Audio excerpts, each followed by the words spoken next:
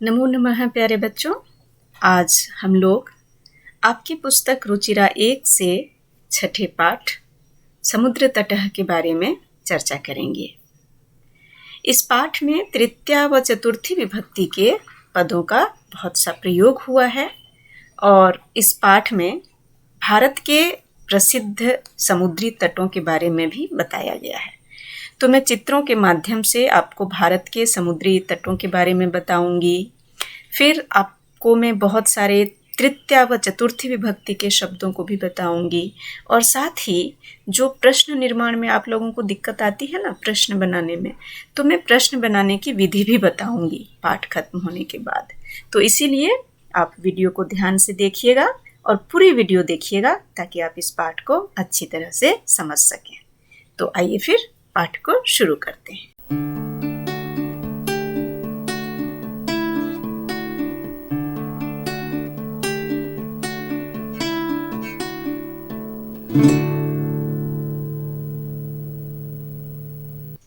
समुद्र तटः अर्थात समुद्र का किनारा। चित्र से आप देखकर समझ भी पा रहे होंगे कि यह समुद्र है और इधर किनारा है। किनारे पर बहुत से लोग हैं। आपकी पुस्तक में भी ऐसा ही कुछ दिया हुआ है। तो आइए हम लोग देखते हैं। ये रहा आपकी पुस्तक का चित्र, है ना। 6ठा पाठ है, समुद्र तटः है। समुद्र के किनारे पर बच्चे खेल रहे हैं। कुछ बालू का घरौंदा बना रहे हैं, कुछ बच्चे इधर फुटबॉल खेल रहे हैं, कुछ अन्य कार्य कर रहे हैं। इधर पानी में आपको नौकाएं दिख रही हैं। तो इन सब के बारे में हम लोग पढ़ेंगे। आइए पाठ को पहले शुरू करते हैं। एषः समुद्र तटः। एषः मतलब यह होता है, पहले भी पढ़ा है आपने। और समुद्र तटः का मतलब समुद्र का किनारा। तो इसका मतलब हुआ कि यह समुद्र तट है। अत्र जनाः पर्यटनाय आगच्छन्ति। तो अत्र मतलब यहाँ, कहाँ, तो समुद्र तट पर। और जनाः मतलब लोग। यह जनः का बहुवचन है, जनाः। तो यहाँ लोग पर्यटनाय, पर्यटनाय का मतलब हुआ घूमने के लिए या पर्यटन के लिए। आगच्छन्ति मतलब आते हैं। जनाः बहुवचन है, इसीलिए आगच्छन्ति भी बहुवचन होगा। और पर्यटनाय में चतुर्थी विभक्ति है, घूमने के लिए। संप्रदान में के लिए होता है ना, इसीलिए पर्यटनाय चतुर्थी विभक्ति होगी। तो यहाँ लोग घूमने के लिए आते हैं। केचन तरंगे क्रीडन्ति।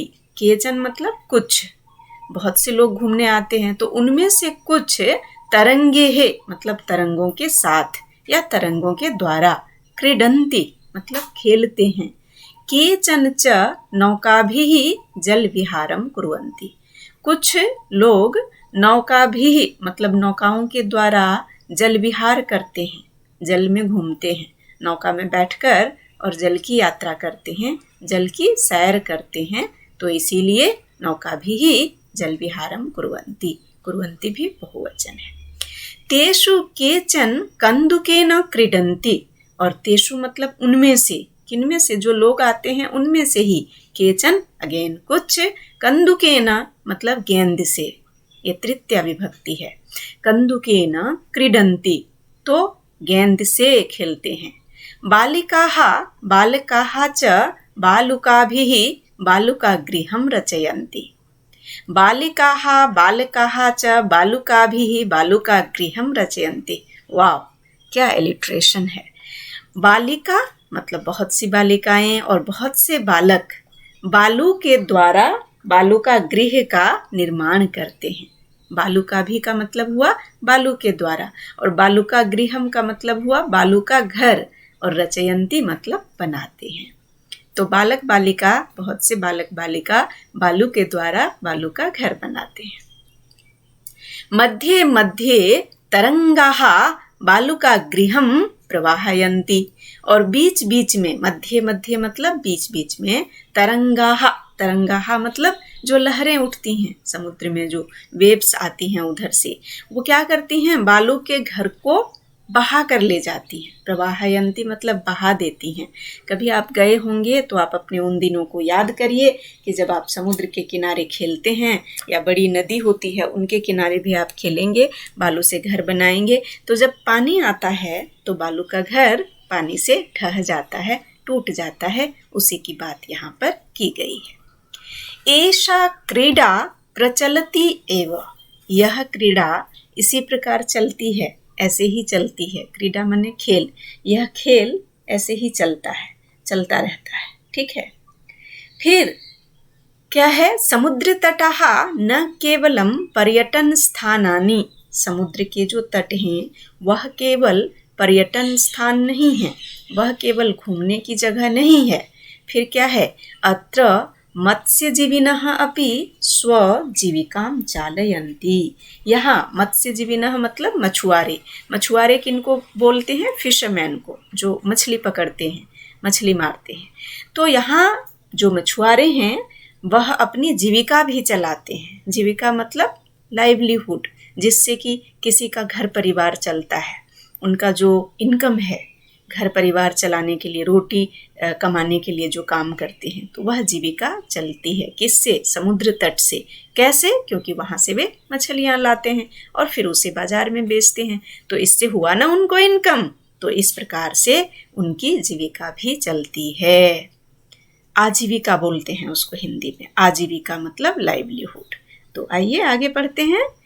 अस्माकं देशे बहवः समुद्र तटाः सन्ति, अस्माकं मतलब हमारे, और देशे मतलब देश में, बहवः मतलब बहुत, समुद्र तटाः बहुत समुद्र तट हैं, सन्ति माने हैं।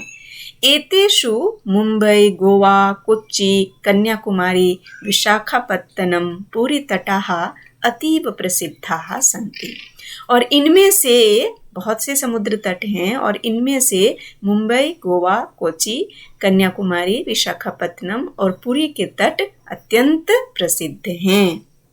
गोवा तटः, गोवा का जो तट है, विदेशी पर्यटकेभ्यः समधिकं रोचते, गोवा तट विदेशी पर्यटकों के द्वारा बहुत अधिक पसंद किया जाता है।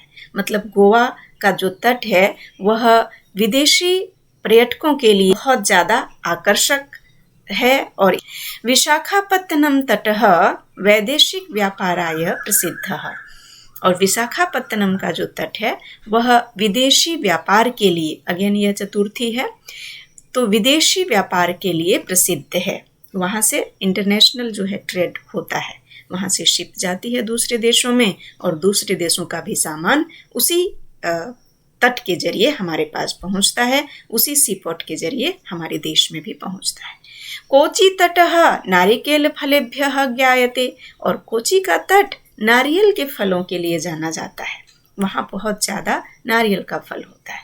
मुंबई नगरस्य जुहू तटे सर्वे जनाः स्वैरं विहरन्ति, और मुंबई नगर का जुहू तट जो है, जुहू तट पर सभी लोग स्वैरम मतलब ना किसी रोक टोक के घूमते हैं, वहाँ विहरन्ति मतलब घूमते हैं।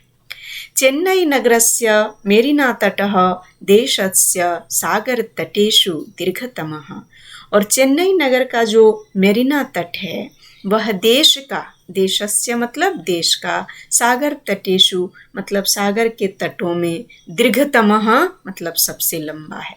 तो मैं आपको ना इसकी जो डिग्री वाले वर्ड्स होते हैं, जैसे इंग्लिश में गुड, बेटर, बेस्ट, उसी प्रकार संस्कृत में भी होते हैं दीर्घ, दीर्घतरः, दीर्घतमः, गुरु, गुरुतरः, गुरुतमः, तो उसका वह भी मैं आपको बताऊंगी अभी वीडियो के एंड में, इसलिए आप मेरे साथ बने रहिए, बहुत कुछ है आगे सीखने के लिए। तो यहाँ हमने क्या पढ़ा कि चेन्नई नगर का जो मेरिना तट है वह देश के सभी सागर तटों में सबसे लंबा है। लंबा मतलब वो ज़्यादा किलोमीटर में है, सबसे ज़्यादा उसकी दूरी है। तो आइए अब आगे देखते हैं। भारतस्य तिस्रिषु दिशासु समुद्र तटाः सन्ति, भारत के, भारतस्य मतलब भारत के, तिस्रिषु मतलब तीनों दिशाओं में, तिस्रिषु दिशासु में तीनों दिशाओं में समुद्र तटाः सन्ति, समुद्र तट है। अभी नेक्स्ट पिक्चर में आपको मैं दिखाऊंगी आगे कि कैसे, क्यों है ये, कैसे ये लाइन जो लिखी गई है उसको एक चित्र के माध्यम से मैं समझाऊंगी। अस्मात् एव कारणात् भारत देशः प्रायद्वीपः इति कथ्यते, यही कारण है, किस कारण से, क्योंकि यह तीन दिशाओं से, चार दिशाएं होती हैं तो तीन दिशाओं से समुद्र तट से घिरा है, इसीलिए इसी कारण से भारत देश को प्रायद्वीप भी कहा जाता है। कंप्लीट द्वीप कब होता है? जब चारों तरफ से पानी हो, लेकिन 3 तरफ से पानी है, इसीलिए प्रायद्वीप कहा जाता है। पूर्व दिशायाम बंगोपसागरः, पूरब दिशा में बंग सागर है, मतलब बंगाल की खाड़ी है। दक्षिण दिशा में हिंद महासागर, दक्षिण दिशायाम का मतलब हुआ दक्षिण दिशा में, साउथ में हिंद महासागर है। और पश्चिम दिशा में यानी कि वेस्ट में अरब सागर है, च मने और, अरब सागर अस्ति, अरब सागर है। एतेषां त्रयाणाम् अपि सागराणां संगमः कन्याकुमारी तटे भवति। और इन तीनों सागरों का, एतेषां त्रयाणाम मतलब इन तीनों सागरों का, इन तीनों का भी संगम कन्याकुमारी के तट पर होता है। कन्याकुमारी कहाँ है? आपको तो अभी बताया था, है ना, साउथ में, तो वहां पर होता है। अत्र पूर्णिमायां चंद्रोदयः सूर्यास्तं च युगपदेव द्रष्टुम शक्यते। यहाँ पूर्णिमायाम मतलब पूर्णिमा के दिन, पूर्णिमायाम मतलब पूर्णिमा में, पूर्णिमा के दिन, चंद्रोदय मतलब जब चंद्रमा उगता है या जो मून राइज करता है, और सूरज जो है वह अस्त होता है यानी कि सन सेट होता है, उस समय इन दोनों का मतलब एक ही साथ, युगपदेव मतलब होता है एक ही साथ, द्रष्टुम मतलब देखा, शक्यते मतलब जा सकता है। पूर्णिमा के दिन चंद्रमा का उगना और सूर्यास्त का होना यह एक साथ ही देखा जा सकता है। सोचो कितना सुंदर दृश्य होता होगा, देखने लायक बात होती होगी यह, है ना। आइए देखते हैं इस पाठ में और कुछ क्या है जो मैंने कहा था कि आपको मिलेगा। तो जैसे एषः समुद्र तटः, चित्र के बारे में है, एषः समुद्र तटः। अब प्रश्न निर्माण में यहीं पर दिक्कत बच्चों को होती है, तो मैं वही ट्रिक सिखाऊंगी कि एषः समुद्र तटः है। समुद्र तटः क्या है? प्रथमा का एक वचन है, तो प्रथमा एक वचन में और समुद्र तटः अकारांत पुल्लिंग विसर्ग लगा हुआ है ना, नपुंसक लिंग होता तो म हलंत होता, लेकिन यह अकारांत पुल्लिंग है तो समुद्र तटः है, इसीलिए प्रश्न बनेगा कह, क्योंकि कह कौ के ऐसे ही तो बनता है किम शब्द रूप पुल्लिंग का। तो आपको क्या करना है, जो पद परिचय है उसको ढंग से समझना है। यह जो शब्द है तो यह जिस विभक्ति में है, जिस लिंग में है और जिस वचन में है, आपको किम शब्द रूप का उसी लिंग में, उसी वचन, उसी विभक्ति में शब्द को लेना है, बस हो गया प्रश्न निर्माण, है ना, बहुत आसान। तो इसीलिए एषः समुद्र तटः, यहाँ हो गया एषः कह। कैसे कह हुआ? क्योंकि यह प्रथमा एक वचन, कह भी प्रथमा एक वचन, पुल्लिंग और पुल्लिंग। अगर नपुंसक लिंग होता तो किम होता, या स्त्रीलिंग होता तो कह होता, लेकिन यहाँ तो पुल्लिंग है इसीलिए कह होगा। तो अत्र जनाः पर्यटनाय आगच्छन्ति। अब अगर चतुर्थी का शब्द रहे पर्यटनाय तो यहाँ इसका मतलब होता है पर्यटन के लिए।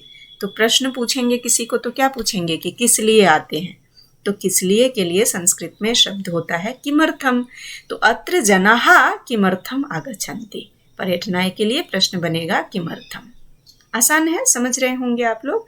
अब आ जाइए, मैं फिर से इसी को समझाने के लिए यहाँ पर मैंने लिखा है कि समुद्र तटः प्रथमा विभक्ति एक वचन है, तो हमें प्रश्न भी उसी विभक्ति उसी वचन का चुनना है, इसीलिए कह होगा किसकी जगह पर? समुद्र तटः की जगह पर, बालकः की जगह पर, जनः की जगह पर जैसे कह होगा उसी प्रकार समुद्र तटः की जगह पर भी कह होगा। पर्यटनम क्या है? नपुंसक लिंग का प्रथमा विभक्ति एक वचन है, लेकिन उसका चतुर्थी में क्या होता है? पर्यटनाय, और चतुर्थी विभक्ति एक वचन में पर्यटनाय होता है, तो इसीलिए जब आप जाएंगे ना यहाँ किमर्थम मिलेगा आपको, यह भी चतुर्थी विभक्ति एक वचन होता है। आइए आगे और भी कुछ दिखाती हूँ आपको। अब है केचन तरंगे है क्रीडंती, कुछ लोग तरंगों के द्वारा खेलते हैं या तरंगों के साथ खेलते हैं, लहरों के साथ खेलते हैं। तो केचन केहे क्रीडंती, क्यों? तरंगे है क्या हो गया? तृतीया बहुवचन हो गया, ठीक।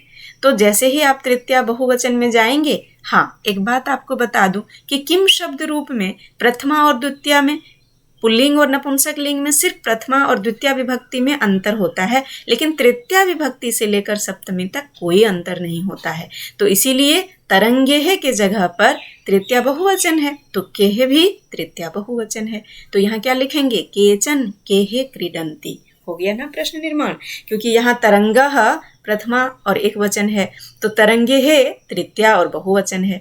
तो तरंगः होता तो हम कह लिखते, कह प्रथमा एक वचन, लेकिन तरंगेह रहेगा तो चूंकि यह तृतीया बहुवचन है इसीलिए हमें यहाँ पर तृतीया बहुवचन लिखना पड़ेगा। राइट। अब है केचन च नौकाभिः जल विहारम कुर्वन्ति। उसमें से कुछ लोग नौका के द्वारा जल विहार करते हैं। तो नौकाभिः यह क्या है? नौकाभिः तृतीया विभक्ति बहुवचन है, तो इसीलिए क्या बनाएंगे हम? स्त्रीलिंग में जाकर देखेंगे तो उसका होता है काभिः। किसमें? तृतीया और बहुवचन में। तो आप चाहे तो बीच बीच में पॉज करके या स्क्रीनशॉट लेकर के इसको और भी बेहतर तरीके से समझ सकते हैं। नोट करते जाइएगा कॉपी में और समझने की कोशिश कीजिएगा, तो आपको एक बार में ही अच्छे से प्रश्न निर्माण भी आ जाएगा। तेषु केचन कंदुकेन क्रीडन्ति। अब कंदुकम तो नपुंसक लिंग का शब्द है, लेकिन प्रथमा में होता है कंदुकम, और कंदुकेन कहाँ होता है? तृतीया विभक्ति एक वचन में। तो फिर जब हम प्रश्न निर्माण करेंगे तो कंदुकेन की जगह केन होगा ना। जाकर आप चेक करो, देखना नपुंसक लिंग हो या पुल्लिंग हो, तृतीया विभक्ति के एक वचन में के ना होता है। इसीलिए मैंने कहा है बच्चों कि किम शब्द रूप आप लोग अच्छे से याद कर लें। तीनों, कौन कौन से? तीनों लिंगों में, पुल्लिंग, स्त्रीलिंग और नपुंसक लिंग। तो आपको ये प्रश्न निर्माण बहुत अच्छे से आ जाएगा और आप बहुत कॉन्फिडेंट फील करेंगे उसके बाद। अब है बालिकाः बालकाः च बालुकाभिः बालुका गृहं रचयन्ति। बहुत से बच्चे मिलकर क्या करते हैं? बालू के द्वारा बालू का घर रच रहे हैं, है ना। जैसे वो है ना, खड़क सिंह के खड़कने से खिड़कती है खिड़कियां, वही वाला हो गया। ब ब ब बा बा बा बा, 4 बार बा है, इसीलिए इलेक्ट्रिशियन है ये। तो बालुकाभिः है, बालुकाभिः किस में होता है? तृतीया बहुवचन में। तो प्रश्न निर्माण में क्या करोगे आप? काभिः में अगेन काभिः लेकर आओगे। नौकाभिः बालुकाभिः एक जैसे हैं, इसीलिए स्त्रीलिंग में जब आप जाएंगे तो आप देखेंगे कि तृतीया के बहुवचन में काभिः होता है। अतः यहाँ पर बालुकाभिः अगर शब्द हो तो उसकी जगह पर प्रश्नवाचक शब्द क्या होगा? काभिः होगा। तो आप इस डिटेल को भी देखें और समझें। अब आ जाते हैं सागर तटों के बारे में जानते हैं, जो कि मैंने शुरुआत में कहा था कि मैं चित्र के माध्यम से आपको सागर तट समझाऊंगी। तो आइए देखते हैं सबसे पहले कौन सा सागर तट आपके सामने प्रकट होता है। यस, हमारे देश में बहुत से समुद्र तट हैं, तो उनमें से कुछ बहुत प्रसिद्ध हैं। यहाँ पर अनेक रंगों में लिखा हुआ है ना। देखिए सबसे पहले कौन सा तट आता है? जुहू तट। कहाँ है ये? मुंबई में है। देखें आप अपनी थोड़ी मेमोरी भी याद है कि नहीं, पीछे से आपने देखा है तो याद है कि नहीं। जुहू सागर तट कहाँ है? आप कमेंट करके बताइएगा यह कहाँ है जुहू सागर तट। तो ये जुहू सागर तट का चित्र कुछ ऐसा दिखता है। दूसरा देखिए क्या प्रकट होता है? ओहो, गोवा तट। यह किसके लिए प्रसिद्ध है? यह मुझे बताइएगा। और गोवा की राजधानी कहाँ है? यह भी मुझे बताइएगा। और यह कौन से व्यक्तियों को सबसे ज़्यादा पसंद आता है? कौन से लोग हैं जिनको गोवा का तट बहुत ज़्यादा पसंद आता है? तो वह भी आप लिखिएगा। तीसरा देखते हैं कौन सा तट आता है? कोच्चि सागर तट आता है। यह किस चीज़ के लिए प्रसिद्ध है और यह किस राज्य में है? यह भी मुझे लिखकर बताइएगा। और उसके बाद है मेरीना तट। इसकी क्या खासियत है? इसके बारे में कौन सी खास बात है जो बाकी तटों में नहीं है? मुझे लिखकर बताइएगा। और मेरीना सागर तट कहाँ है यह भी बताइएगा। इसके बाद आता है विशाखापत्तनम। विशाखापत्तनम का जो समुद्र तट है वह किस बात के लिए प्रसिद्ध है? वह भी मुझे बताइएगा। इसके बाद ऑब्वियसली लास्ट में अब पुरी ही बचा है तो पुरी ही आएगा। और यह पुरी तट किसके लिए प्रसिद्ध है? यहाँ कौन से भगवान का मंदिर है जिसे दर्शन के लिए लोग जाते हैं और उसी बहाने पुरी का सागर तट भी देखते हैं? और यह किस राज्य में है? मुझे ज़रूर बताइएगा ताकि मैं समझ सकूं कि आपको कितना समझ में आया। तो इस तरह से देखा आपने बच्चों कि आपने समुद्र तट पाठ भी पढ़ लिया, आपने भारत के समुद्री तटों के बारे में जो अत्यंत प्रसिद्ध हैं उनके बारे में भी जाना, और फिर आपने पाठ को पढ़ना सीख लिया, प्रश्न निर्माण भी सीख लिया, बहुत से तृतीया और चतुर्थी के शब्द भी सीख लिए। अब जो मैंने कहा था कि चित्र के माध्यम से मैं आपको बताऊंगी कि प्रायद्वीप क्यों कहते हैं भारत को, तो आइए उसके बारे में हमने पहले ही पढ़ा कि भारत जो है इसके तीनों दिशाओं में समुद्र तट है, इसीलिए भारतस्य के जगह पर कस्य प्रश्नवाचक शब्द आया। तो कैसे तीनों तरफ, ये तो जस्ट समझाने के लिए भारत के मानचित्र का प्रयोग किया गया है। तो आप देखिए, यह है ना आपके भारत का मानचित्र। तो इसमें आप देखिए, इधर से आपका जो इधर वेस्ट साइड है, पश्चिम की तरफ, वह भी पानी है। कौन सा सागर था आप मुझे बताइएगा कमेंट करके। पश्चिम में कौन सा सागर है, पूरब में कौन सा सागर है और दक्षिण में कौन सा सागर है। तो तीनों तरफ से पानी है, सिर्फ उत्तर की तरफ पानी नहीं है, जमीन है, स्थल है। तो इसीलिए इसको प्रायद्वीप कहते हैं। लेकिन पूरा द्वीप कौन हो जाएगा, जिसमें पूरी चारों तरफ से पानी होगा तो वह द्वीप हो जाएगा। जैसे ये है, यह द्वीप है। तो इसलिए तीन तरफ से पानी होने की वजह से इसको प्रायद्वीप कहते हैं। बाकी अगर इधर भी पानी ही होता तो हमारा देश भी एक आयरलैंड होता, द्वीप होता, जो कि नहीं है। और वीडियो अंत करने से पहले वह प्रॉमिस जो मैंने शुरू में किया था कि मैं आपको लॉन्ग, लॉन्गर, लॉन्गेस्ट के जैसे संस्कृत में भी डिग्री वाले शब्द सिखाऊंगी, जैसे कि दीर्घः, दीर्घतरः, दीर्घतमः। इसी प्रकार आप लघु, लघुतरः, लघुत्तमः शब्द बना सकते हैं। यहीं पर अगर आप गुरु लिख दें तो गुरु, गुरुतरः, गुरुत्तमः ऐसे शब्द बनते हैं। इसके बारे में अलग से कोई डिटेल में वीडियो बना दी जाएगी, लेकिन फिलहाल इतना समझने के लिए काफ़ी है। वीडियो में मेरे साथ बने रहने के लिए बहुत बहुत धन्यवाद बच्चों। नमो नमः, पुनः मिलामः। अपना ध्यान रखिए, घर में रहिए, सुरक्षित रहिए।